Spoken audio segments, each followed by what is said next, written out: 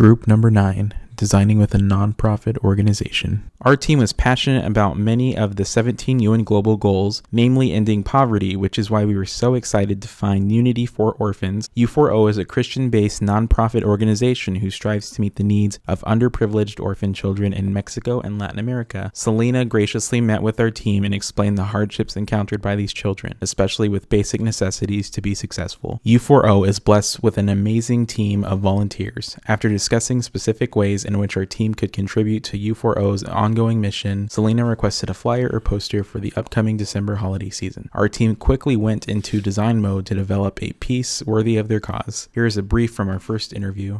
Well, Unity for Orphans is an organization that my friend and the founder, Joe Brandy, started back in 2010. Over the years, he has put on the website, Unity for Orphans, that you can sponsor a child, and basically it's only like $20 to fund a child to get an education. We created many poster designs we thought would be effective in helping this organization. We took inspiration from art all around us, everyday things, the kind of posters that catch our eyes, but our biggest inspiration was the organization itself. Our designs range from simple and organic to super festive and heavy on text.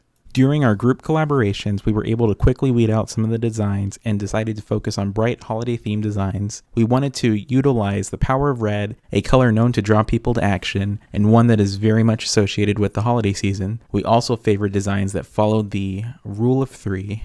Here is a video brief from the second interview with Selena to get input on our poster design. It looks wonderful for the donations if we could just add some Christmas gift ideas. After incorporating edits requested by Selena from Unity for Orphans, our group did a final review and we were pleased to present what we dubbed as the festive flyer to this wonderful organization.